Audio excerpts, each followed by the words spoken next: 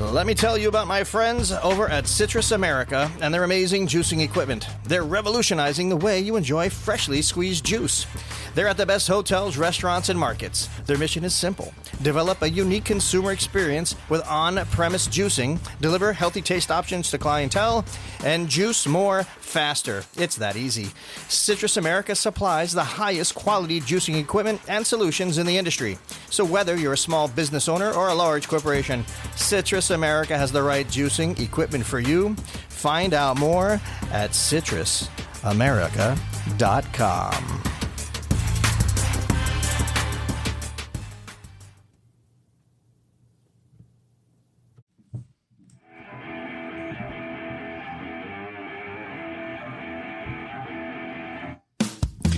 Hello, Food Fam. This is the Walk and Talk podcast.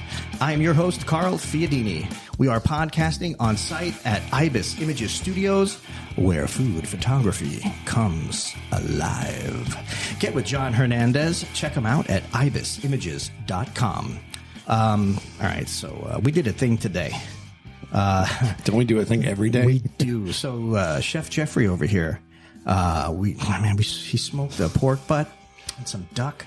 So in this pork butt, we're talking about a coffee-rubbed cherry bourbon Bloody Mary brined pork butt. That's the kind of pork butt I'm talking about. And yes, you heard that right, but that's not all. We're talking smoked Gruyere, caramelized onion puree, crispy onions. Oh my God. And don't forget about the key lime slaw. So all of that was beautifully sandwiched between two slices of grilled rye bread. Thank you, Peninsula Food Service, for the proteins. And there will be sexy food talk today. And you know what? Might get into a little bit of a backstory on the Gruyere. So we also have a guest today. We have the Alexander Olson of Babylon Microgreen Farms. He's the co-founder. And I tell you what, it's a cool concept. They had a lot of interesting things happen. They were recognized by the Biden-Harris administration for what they're doing. I think that's kind of cool. From their website, I just want to read this. Babylon's all-in-one indoor farming experience makes farming easy and fun for anyone.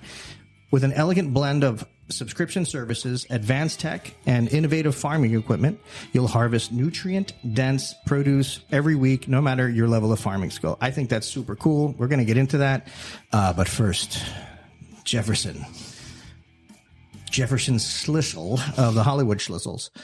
You dazzled me today, dude. It's a shocker every week. I don't know why. I should be accustomed to this already, but dive in. Yeah, man. Talking, baby. This is my element. I mean, when we were talking about what we're going to do for the month of August, I wanted to do something that's really, really, really sexy. Talking about those like offcuts. Funny enough, Ron McTighe used to be the meathead for the company I worked for. He goes, that's not one of them I would have picked. I would have picked the Coolot, which is the flat. And I'm like, we're going to get to that one. Oh, Coolots are great. Right? Yeah. So I wanted to do the butt because it's very popular, the pork butt. And why I want to do something different with it is because... So I was introduced by Paige, one of Tammy Stepp's niece. She had come over one time and she was helping out, and she brought me Jim Beam black cherry brandy. And I'm like, what's this brandy with black cherry or bourbon with black cherry? And then I got Scatterbrain, which is the peanut butter whiskey too. So I was like, ooh, peanut butter and jelly sandwich. Well, one day I just decided, I think it was not too long ago, you came over with your wife, John, and his wife. And I did black cherry kind of marinated in the pork. And I'm like, this is unbelievable.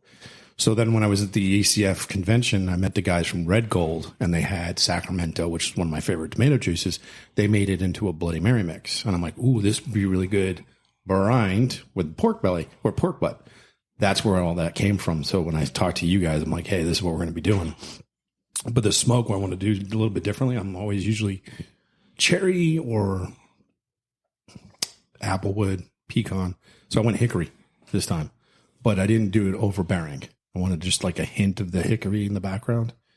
So it just cooked, and it had the layer. And what was different about this one is it dried out after I rubbed.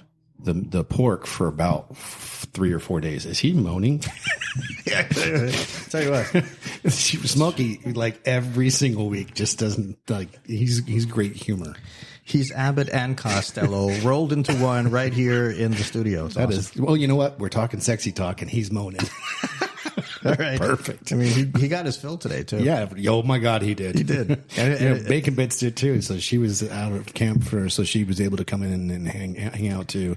The duck, I love duck, but I wanted to do duck something. à l'orange. Yeah. So classic French dish. You got the duck à l'orange. It's got Grand Marnier. You put the liver, the neck, all that. But I wanted to smoke it so it would give it elevate it to a whole nother level. But I used black garlic marinade with orange peel, sake, and then I let that sit there and then the air dry. So it got nice into the entire flesh of the animal. On top of that, when I was cooking it, it was mopped with Grand Marnier, cognac, and that same deal. But I also wanted to show, because I wanted to show two courses, right? Two different ways of doing it. Presentation. So we did an entree, but I got this bug up my, or hair on my butt. Want to do an appetizer, so I thought pot sticker would be a perfect vessel to carry through, and then brie cheese, because I know we're going to talk about cheese. I wanted something creamy, but I didn't want something overbearing. Wanted to fold in a little nab cabbage, a little crunch, garlic. Used a little bit more of the black garlic marinade as well. Pulled the duck, chopped it up a little bit, threw that all in, and then we actually steamed it, and then we actually seared them. We served it with the orange glaze, and then that's just incredible. Man, I tell you what, I don't know what I'm going to say. Today's favorite for me was the pot sticker. Like the duck l'orange. Well, you like the skin? Oh my God, I can eat like a plate. I can eat a plate of the skin on my own. First of all, everything is delicious, right? And the pictures, the photographs that John has of what we cooked up today are fabulous. Obviously those will be on the website, and we'll push those out on the socials. Well, we got a new guy too. Don't forget about him. He got to snack a little bit today. Yeah. Hey, Will Brown, everything was good today, right? Yes, sir. Okay. Yeah. Will Brown shooting some video for us, today. And, it's his first day. I think Thursday is going to be his favorite day now. It wasn't, I wouldn't say hazing. It wasn't. No, he wasn't hazed at all. No. Not by me, at least. Not me either. I mean, I was a little sarcastic, but it was. Well, that's you. Yeah. I mean, you got to deal with it. You deal with it, Will, or not. You know what I'm saying? It's up to you. Yeah, he's going to fit it perfect. I'll just keep on feeding him. He's 21. He's got a metabolism that's unbelievable. You feed him and Smokey, everybody's happy. Yeah, it's especially Smokey. But the pot stickers. All right, let's get back to the pot stickers. My God, when you're like, hey, try this, dip it in the, dude. I mean, when are we making those again? When are we going to do that again? It's not that difficult. I mean, we're only talking like 4 or 5 ingredients out of everything we've done. Shockingly, it looks simple. It looked like I can do it. Yeah. But you got to have little teeny weeny fingers to do those things, man. And it takes a time period. I mean, you're going to have to stick with that. I guess I'm going to have to make them. Well, you know what? My brother-in-law, Gavin, loves doing them, so I'll make him do them, or Evan, my nephew. All right. I ain't mad at you. All right. So, but the marmalade. Yeah. That, you know what? That came from Jay. Yeah. The whole idea. Yeah. And from Citrus America. Correct. The juicer. That marmalade is like fire. Thanks, man. Yes. Not only that, I have to. That's where we got the Mima sassy sauce, because having that. Remember, that's what tricked me to go and, hey, what's the base in there?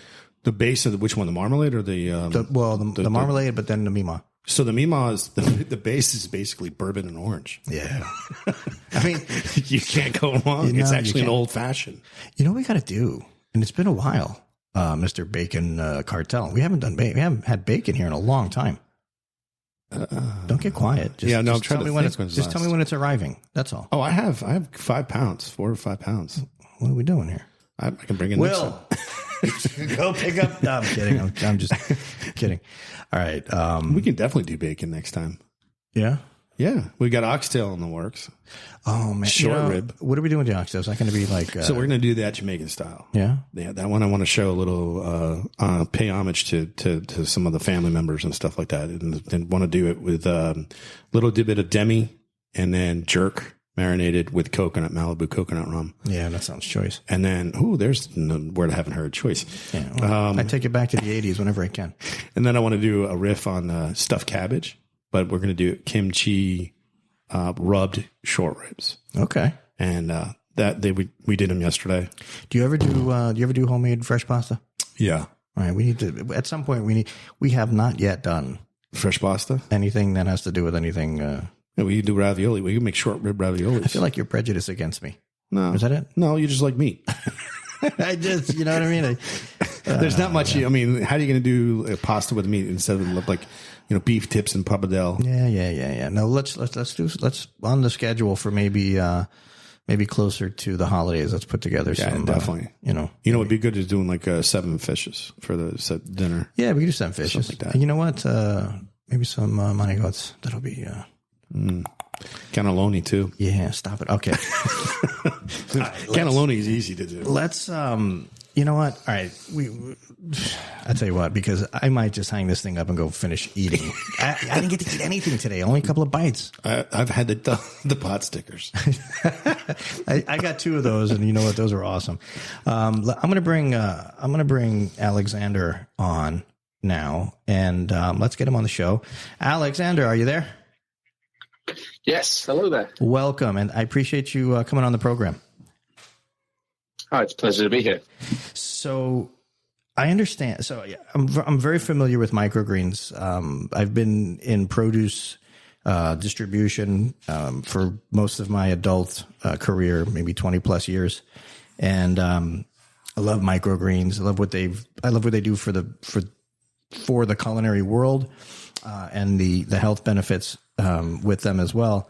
So you've devised a way where the average person can actually do this at home. Am I correct in that? So you're close. Okay. And so we build modular vertical farms, and what they are is an automated hydroponic system. So we allow people to grow microgreens and a wide range of fresh herbs and other ingredients on site, on demand, in a way that's really, really easy. And we really founded the company around this idea of remote management, which is how can we use technology to make it really simple for people to grow safe, reliable, and convenient food. And that was the goal 6 years ago. And today we're doing it. We serve clients across 4 countries now, where these modular farms are installed kind of in the kitchen or in their community, helping to grow fresh ingredients. Which countries are you in? So we're primarily in North America. We have some, we just started doing export to the EU, and then we're actually doing some work on cruise ships. So I guess those are not technically a country because they're on the move. Right. Well, it's they're definitely on the move, and they end up different ports of call, so that works. Yeah, close enough. And so I understand that you can control the process remotely. How does that work? Yeah, so when you're growing crops hydroponically, you're growing in water instead of soil. And that method of growing plants uses 90% less water than growing outdoors.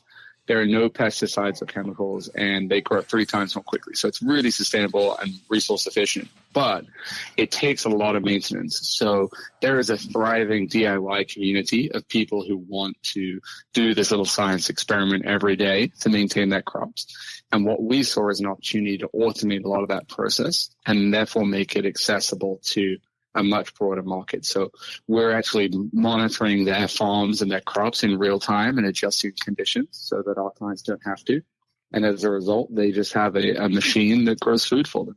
I think that's quite fascinating, actually, the fact that you can manage the farms for your clientele, because it's not just it isn't that you're just selling a unit and, slap on the back and a thanks and a handshake and that's it. It sounds like it's a relationship for the long term.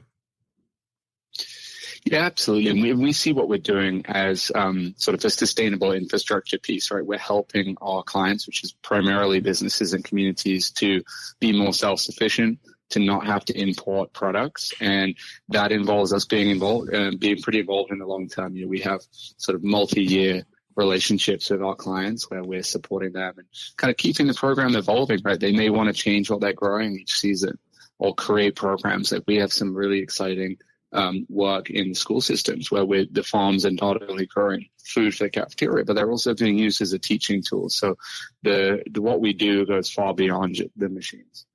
Well, yeah. So, I mean, there's a lot of people I know that listen right now that are in culinary instructors. Susan Greer, Pamela Bedford, Casey, these guys are all in doing it. Have you reached out? How do you get in touch with them, or how do they get in touch with you if they want to get involved with it?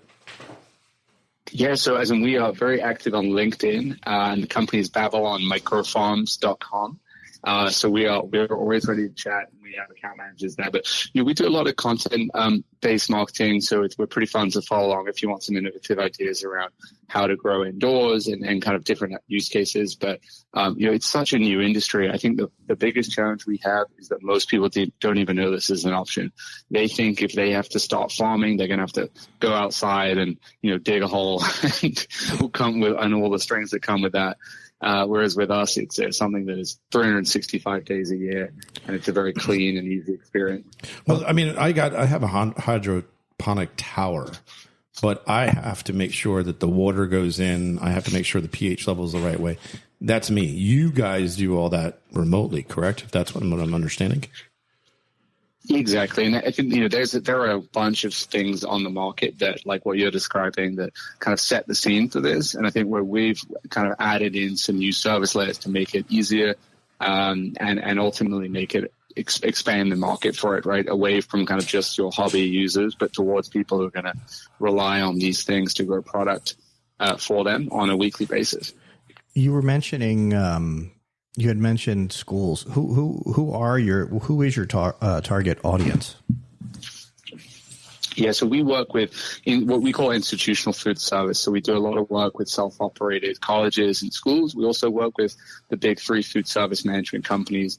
And the main segments we focus on today are higher education, corporate dining, and then actually a lot of work in the healthcare and senior living space. Yeah, this is definitely, he's got his audience right here. You got Chef Jay-Z and Ferdinand Metz, John Selleck. There's a bunch of different ones. Yeah, we do a lot of work with the ACF and many, just a lot of people in the industry. Obviously, we're a chef focused sort of operation ourselves, and who tags along with the chefs or the foodies and everybody in between.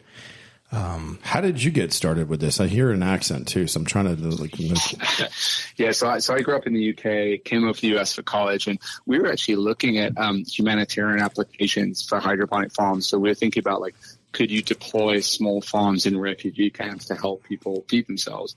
And through that project, we came up with this idea for micro farming. So looking at on-site at the point of consumption.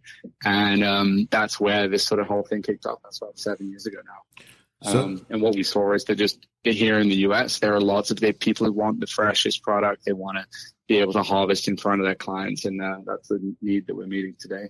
So not just microgreens, it's a micro farm, correct? Yeah, it's the whole system. And so because it's a full hydroponic system, we can do the microgreens through to peppers, flowers. We do a lot of culinary herbs and salad greens as well.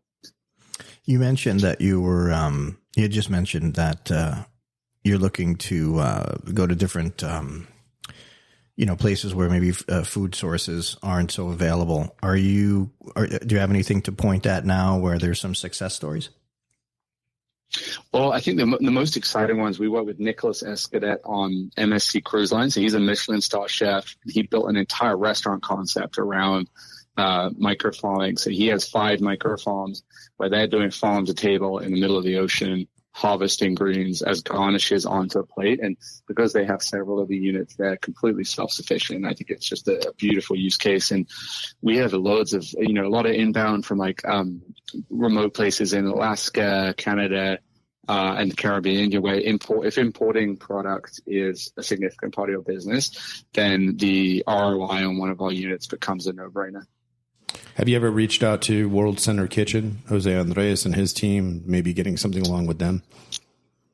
I have not, but they would be a fantastic partner. So off air, we'll do that. And what about Amy Sins? Yeah. Yeah, definitely. 100%. 100%. Yeah, I mean, I feel like there's, just in speaking with you here for a few minutes, there's definitely, there are some synergies. I think we can probably help each other. Yeah, Amy can actually point out it'd be probably better to have Amy get in contact because she works with FEMA hand in hand so much. And she's local New Orleans, kind of. She just got a president's medallion for it. Why don't you all her work? Why don't you share with Alexander who Amy is? So Amy basically, during Hurricane Katrina, she had a helicopter dropping bags of sand to help the levee and to protect her home. And people just came out to help her. And she said ever since that day, she was going to pay it forward. Fast forward, Hurricane Ian decimated, Cape Coral and all that in South Florida. And there in New Orleans, there she is manning 4 or 5 truckloads a day coming into that hurricane ravaged area. And she was calling me to get certain products, and with our network, we were helping out. And not only that, she was actually helping people in the Ukraine when that got invaded, and she was helping people when the Afghan Taliban took over and it fell, the government fell. She was helping get families reunited. This individual is a saint, and I can't say anything more about her. That is just an amazing individual, and the way she helps people out and her humanitarian aid is just unbelievable. And she'd be perfect for you guys to talk to and set something up. Oh my God, that is epic. Well, thank you guys. And I think that's sort of where we're at as an industry, right? In controlled environment agriculture is what's thrown around. It's day one. We're in, this is a new way of growing food that's ultimately going to lead to much higher quality ingredients and better access in the places that need it most. And, we just need people to help spread awareness and kind of drive this whole initiative forward. It's funny. We were talking earlier, Carl and I. You asked the question about farming, and I said Stefan did that thing with the shipping containers. It's almost the same thing. What's a similar? Yeah, it's similar. Almost the same thing, but more in depth and controlled. Yeah, very much so. Yeah, Alexander, So, what was the story with Kamala Harris? How did that all go down? It was the craziest 4 days of my life to start. So I was actually traveling, and I had some missed calls from, and I didn't know who it was calling me on a Sunday, and it was the chief economic advisor at the White House, and they had fortunately found out about our work. And I think maybe you're familiar that Michelle Obama started this whole initiative around gardening. She rebuilt the White House garden. I think there was some continuation there that they happened to be in Richmond, and they wanted to highlight the work we're doing. For a couple of reasons. One, because we'd received some federal grant funding. We have a lot of machine learning and kind of sophisticated software that the National Science Foundation has funded that makes what we do possible. And then the other piece is we actually manufacture everything here in the U.S. We're the only company to do that. And so we built a factory here in Richmond where we could build everything from start to scratch. So she is keen to come check it out. And she hosted her Small Business Week address from our factory with micro farms behind her on national TV. It was super cool and a whirlwind 4 days for me. That's a big deal because I mean you're a small company, right? Small, mid-size.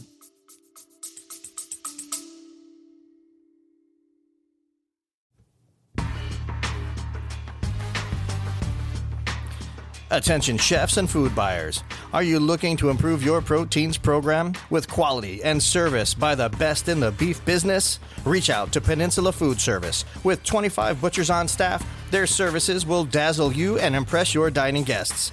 Peninsula is the largest Creekstone farm distributor in the Southeast United States. Let the gang at Peninsula Food Service cut your beef burdens away and ask about their dry-aged program. Look them up at peninsulafood.com.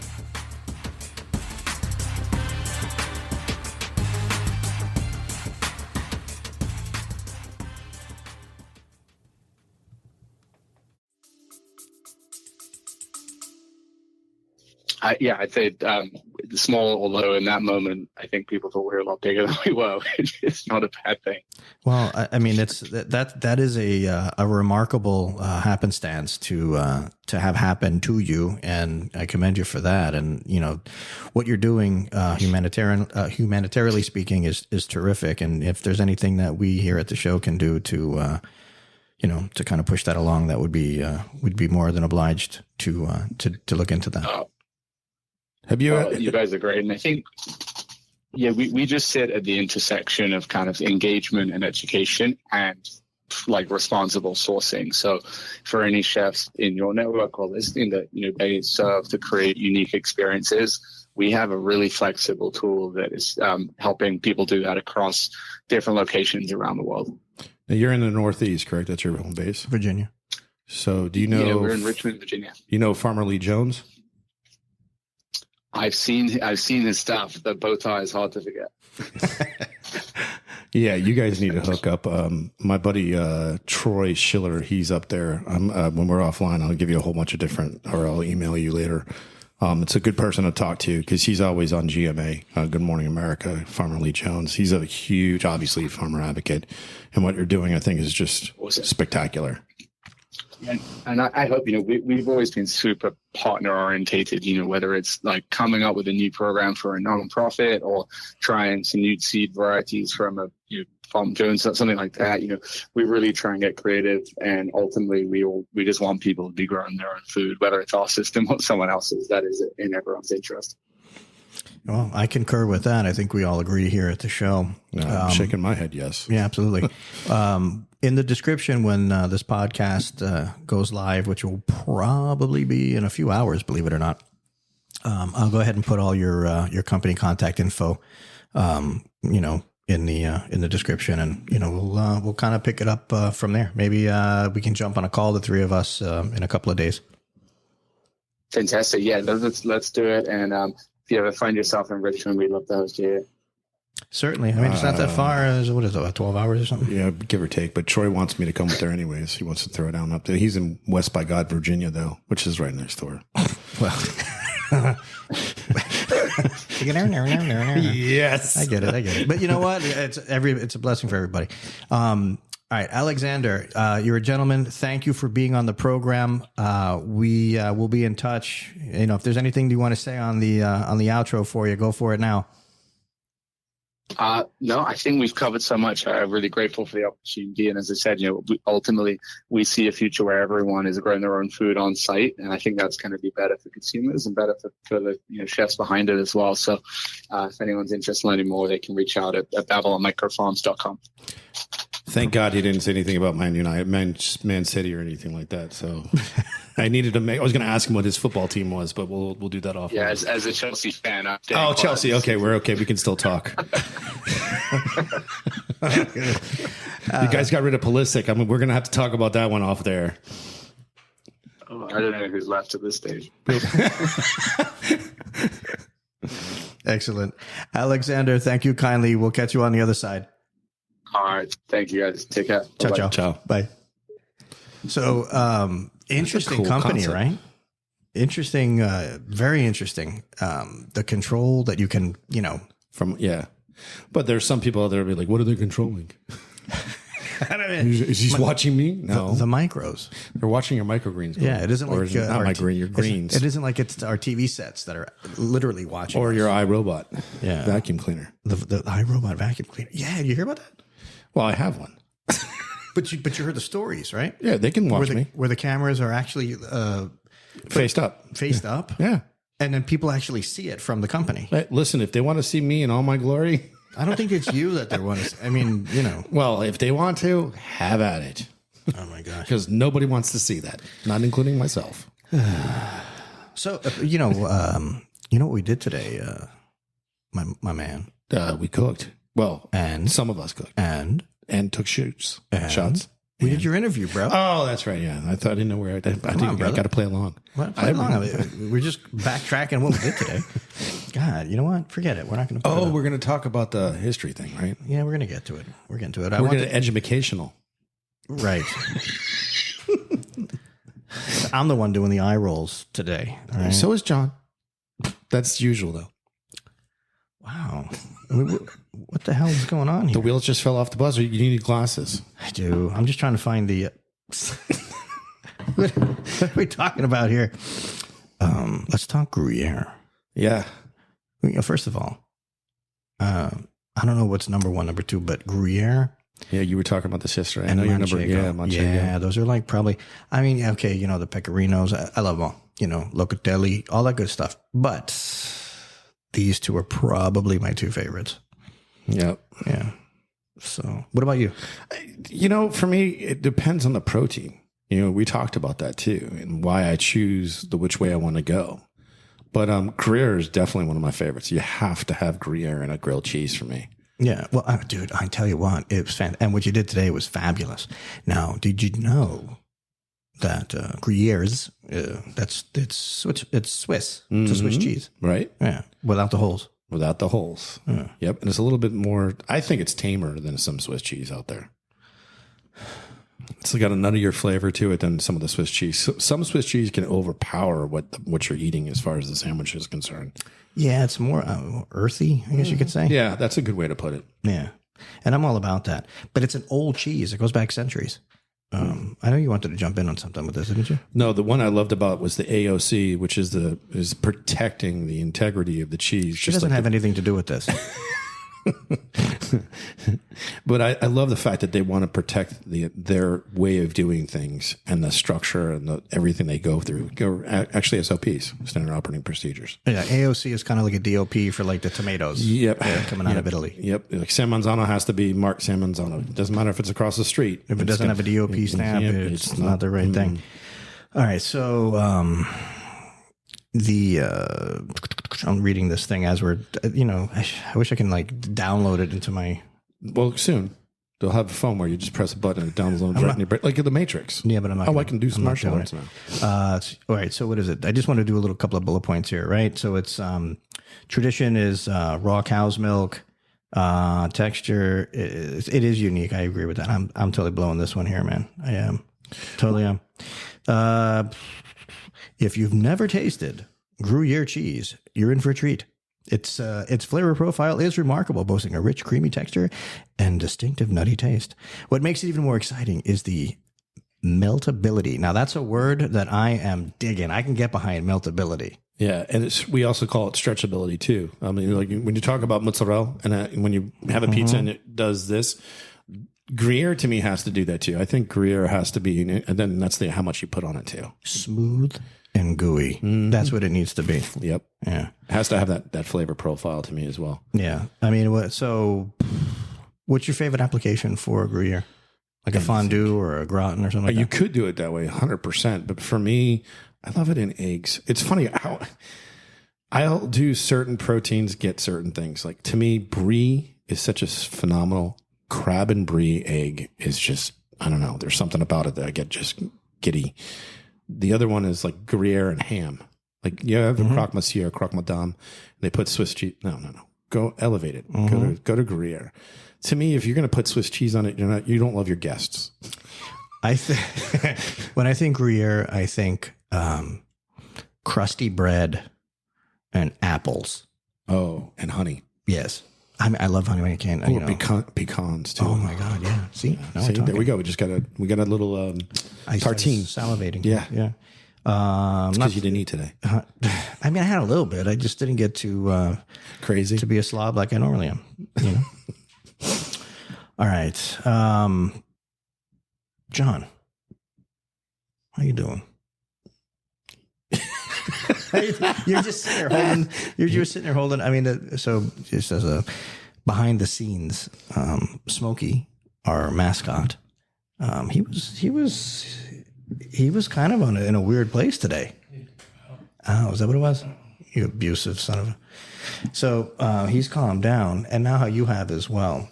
What was your favorite shoot today? I think it was the last duck we did. Oh, the main plate. Although the those duck à pot l'orange stickers were off the chain too, man. Yeah, you like the duck à l'orange. L'orange. Yeah, but you need to eat that duck à l'orange because of the. It's really good. Yeah, I didn't have any of that. I did not have that. The orange powders were really kind of popped. So what is that? That's just a dehydrated tangerine? Is that what you said? Yeah. So what we used to do at PF Chang's when we used to make our orange peel chicken or beef, we used to take the peels, put it in the window, and then the heat lamp would actually dry them out. Kind of the same concept, but I didn't have that much pith. As Jay would tell you, pith is going to give you the acid, so I didn't have that in there when we did ours. So it's more of a orange Julius because it cooks when you dehydrate. It's 120 degrees. It had a real heavy, like when I smelled the inside the container, it was a heavy, like a musk, with the tangerine musk. It was nice. Yeah, you definitely know what that is. It's and still that flavor profile on the dish. To me, that's when you can accentuate layers when you cook. Like Chris, the guy that was checking out the ACs yesterday, he's like, "Oh my god, I can taste this, that, the other thing," and I'm like, "Yeah, that's what I wanted to do. He was eating the AC. No, I'm kidding. No, he was over at the house. Perfect timing. Had just gotten done prepping all the stuff, and he had the cornbread, he had the beef, he had the oxtail, short rib, and the pork. Did you ever put together the our calendar for what we're going to be cooking up? Yeah. What's for next week then? I told you. Now it's short ribs, the Korean short ribs and oxtail. Oh, that is next week. Yeah, that was scheduled for next week. Yeah. Okay. And then the week after, we're doing maybe the culotte and something else. Well, the whole idea with August is like we're coming into the fall. Some areas of the country are coming into the fall, because we only get 4 days now of cold air or cold days down here in Florida. Nothing changes anyways as far as the trees are concerned. But we're getting into that time period where the grills are going to go back inside. So this is where grilling for me and smoking, barbecue really come into fruition for me. It's great to sit down in 98 degree, 200% humidity and like yesterday and smoke at 250 degrees. I probably lost about 20 pounds of water. It's fantastic. It's good for you. Yeah. The stupid things I think of. Let's go ahead in the middle of August. Smoke. And I'll end up getting some Creekstone culottes too. I don't mind that for some reason. Yeah. Yeah. This is the first time we haven't done, I was like, oh, I have to cut no, this is not meat, so I don't have to cut anything. Every shoot we've done, it's keep it whole, cut the beef, keep it whole, cut the beef, so we can see it in two ways. And today was the first time I didn't have to do that. It was perfect, except for the duck. Well, I did cut the duck. Yeah. But it's part of the deal. Yeah, it has to be. And I think as we move forward, I think we can morph to different things too, as far as what we were talking about, flavor profiles and different dishes. You know what's coming up, right? Well, that's a broad question or statement. Well, you're wrong. It's not. So you connected me with Foodie Patootie. Yes. Right? Yeah. Big Pooch. He's coming. Yeah. Yeah. We're gonna have him. We're gonna host him. He's gonna fly in from New Orleans. We're gonna host him. We'll end up going to one of the culinary, probably one of Jonathan's properties, and we're gonna just have a blast. Oh, it's gonna be the way he is and the energy he has. He's just a really good dude. There's no secret now because he's totally down. He wants, we all want to work together. He's going to be the chef on the street over there in that part of the country, yeah. Louisiana, New Orleans. We actually have 1, 2, 3, 4 have gotten back to us. The fifth one is having a child soon, so he wants to see how that's gonna. It's gonna ruin everything. Yeah. Just kidding. It's the biggest blessing. Listen, he's a chef, so he doesn't sleep already now. Yeah, I know. That's right. Now he's not going to sleep. Yeah. It's funny. Funny story is, because I was in produce, and our operation was 365, like fully operational every day of the year, and I was in charge of a bunch of people and a bunch of everything. Well, when we had our second child, it was literally doing the look at there what is it? Oh my God, I can't believe it is. What is it? When they're having their contractions. Oh yeah. Labor? Well, labor, but the contractions. Right. So she would have the contractions and I'd be there with her leg, come on, baby, push, come on, girl. And then when it would relax, I'm putting orders in. I'm texting with, like it was literally, I would turn this way and just, kind of do what I have to do. And then, contractions, get back to work. I did that for the entire day. It was a long one. It was like 14 hours, 15 hours. Something. And there's women out here listening to that podcast right now going, oh, you poor baby. Bless your heart. Hey, man, somebody's got to put in the orders. Pay for stuff and put in the orders, man. I mean, what can I tell you? I mean, I'm committed to everybody, basically. My commitment goes long and, and deep. Stop it. So, and John, both of them looked at me. Yeah, everybody looked at you. Listen, my daughter's here, so I have to be on my best behavior. You should be. Good thing she's in the other room with the headphones on.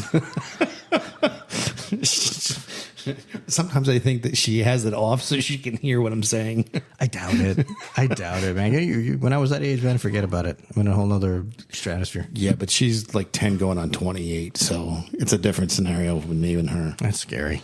Yeah. I mean, she's sharp. I mean, like I told you, when she was, cook? Yes. Yeah, she does. And she has in that. You're going to have her do like, serve some time somewhere, like do a little. She served time when she was 7 at my restaurant back in West Palm. Okay, so she already had like an experience. Oh, yeah. Maddie and Crystal were like, with the 2 girls that were working for me at the time, they were like, chef. And I'm like, hell no. And they're like, no, she's unnatural. I mean, come on. I'm like, no.